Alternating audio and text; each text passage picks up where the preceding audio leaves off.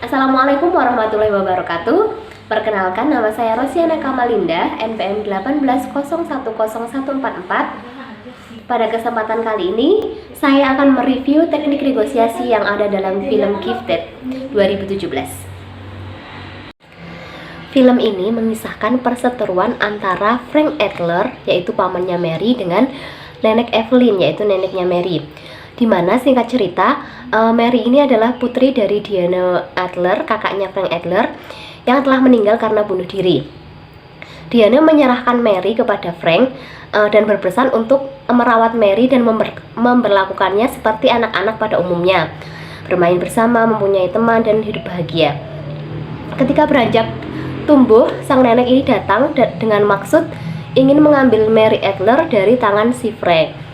Nah, dari sinilah persoalan muncul dan melibatkan teknik negosiasi, di mana dalam teknik negosiasi ini terdapat agen, lalu konstituen, halayak, koalisi, multi pihak, dan multi tim.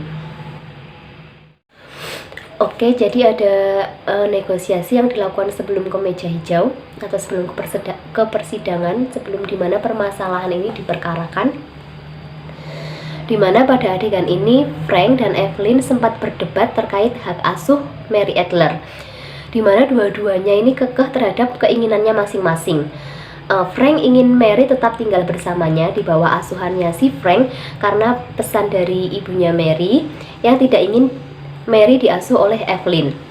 Sedangkan Evelyn bersikeras ingin mengasuh cucunya Mary karena Mary Adler ini dianggap punya bakat yang luar biasa di bidang matematika, sama seperti ibunya dulu. Namun nahasnya ibunya ini bunuh diri dan belum sempat menyelesaikan penelitiannya terkait Navier-Stokes. Nah, mungkin si nenek Evelyn ini menganggap bahwa Mary bisa dan memiliki kemampuan untuk melakukan penemuan luar biasa terkait matematika. Selanjutnya kita akan melihat adegan persidangan yang pertama, di mana ini merupakan awal proses persidangan antara Frank Adler dan nenek Evelyn terkait hak asuh Mary Adler. Nah, terlihat dalam video ini di mana sebelumnya sang hakim mengatakan, apakah kalian yakin tidak mau pergi ke koridor dan menyelesaikan masalah ini? Artinya di sini hakim menawarkan untuk melakukan mediasi antara keduanya terlebih dahulu. Tetapi mereka menolak yang ditunjukkan oleh gerak-gerik mata dari Frank Adler. Nah, dari sini sudah terlihat di mana siapa agennya dan siapa konstituennya. Agen yang pertama yaitu Pak Cullen dengan konstituennya Frank Adler, dan agen yang kedua adalah Pak Highsmith dengan konstituennya nenek Evelyn ini.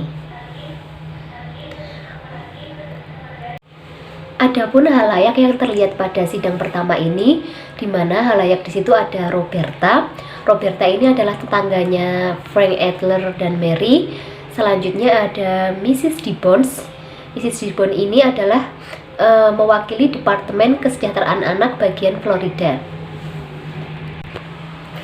Selanjutnya, proses negosiasi yang terjadi pada sidang pertama ini yaitu Mr. Highsmith berbicara terlebih dahulu, mengatakan bahwa Evelyn ini adalah neneknya Mary, di mana Evelyn merupakan ibunya Diana Adler yang meninggal 7 tahun yang lalu, dan saat itulah Frank secara ilegal lebih dulu mengambil hak asuh atas Mary dan membawanya ke luar negara bagian dengan tujuan agar kliennya ini Evelyn mendapat hak asuh penuh atas Mary.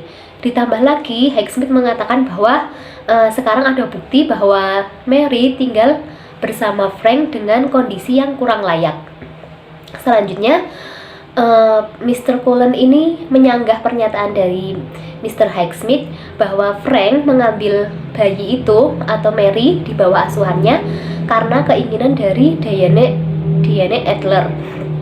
Mengenai tempat tinggalnya sendiri, Mr. Cullen mengatakan bahwa tidak ada masalah terkait tempat tinggal yang ditinggali oleh Mary saat ini. Selanjutnya, hakim memutuskan menyuruh si Mrs. Gibbons untuk melakukan pengecekan ke tempat tinggalnya Mary saat ini, yaitu rumahnya Frank Adler. Oke, sekarang kita akan menganalisis pada sidang kedua, di mana dalam sidang kedua ini pihak dari Evelyn, yaitu atau yang dikenal dengan Mrs. Adler, mendatangkan seseorang yang mengaku menjadi ayah kandung dari Mary Adler, yaitu Tuan Poland. Di mana Mr. Hexsmith ini membawa bukti berupa tes DNA agar dapat meyakinkan hakim bahwa Mr. Poland ini adalah ayah sekaligus wali asli dari Mary. Dengan alih-alih Mr. Poland ini menyerahkan hak asuh Mary kepada Evelyn sepenuhnya. Setelah itu pada adegan ini Mr. Cullen melayangkan beberapa pertanyaan kepada Mr. Poland. Dia menanyakan kapan terakhir kali melihat Mary. Lalu Mr. Poland ini bilang bahwa ia tidak pernah melihat Mary. Saat Diana meninggal, bayinya sudah hilang. Lalu Mr. Cullen bertanya, apakah kamu sudah mencoba untuk mencarinya? Lalu Mr. Poland ini menjawab, sudah sebisa yang saya bisa.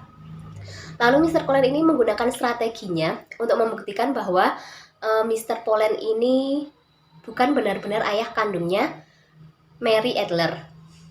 Dia menggunakan laptopnya dan meminta Mr. Poland untuk mencari berita tentang Mary Adler.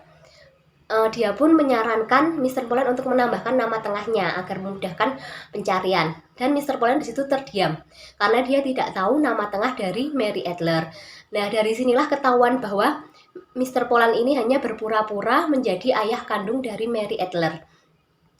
Atau dapat dikatakan bahwa Mr. Poland ini berkoalisi dengan Evelyn atau neneknya Mary, sehingga ya dapat dikatakan melakukan kecurangan dalam proses sidang kedua ini. Oke, sekarang kita lanjut ke sidang yang ketiga, di mana dalam sidang ketiga ini Evelyn diinterogasi oleh agen dari Frank Adler, yaitu Mr. Cullen, di mana Mr. Cullen ini melemparkan beberapa pertanyaan kepada Evelyn terkait Diana Adler atau throwback masalah Diana Adler. Dari pernyataannya ini menunjukkan bahwa Evelyn terlalu mengekang Diana saat itu untuk menyelesaikan mengenai Navier Stokes yang sampai sekarang belum diterbitkan. Keesokan harinya, mereka melaksanakan sidang keempat, di mana dalam sidang ini gantian Mr. Hexsmith menginterogasi Frank Adler, di mana Mr. Hexsmith itu mengutarakan beberapa pernyataan terkait pekerjaan Frank Adler, terus terkait bagaimana dia merawat Mary selama ini, tentang sekolah Mary, dan Mr. Hexsmith ini berasumsi bahwa Frank mengasuh Mary dengan alasan balas dendam kepada ibunya atau Evelyn. Halayak di sini bertambah, ada Nyonya Stevenson, di mana Nyonya Stevenson ini adalah guru dari sekolah Mary yang dulu.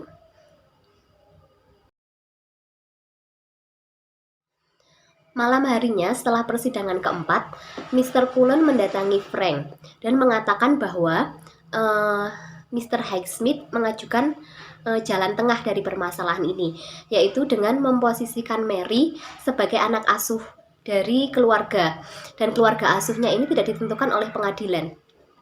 Pada saat adegan ini, Frank sempat bersikeras untuk menolak, tetapi pada akhirnya Frank mengikuti kemauan dari Mr. Cullen. Jadi di sini terdapat multi tim antara Mr. Cullen dengan Mr. Smith. Mereka bekerja sama terkait orang tua asuh yang akan mengasuh Mary.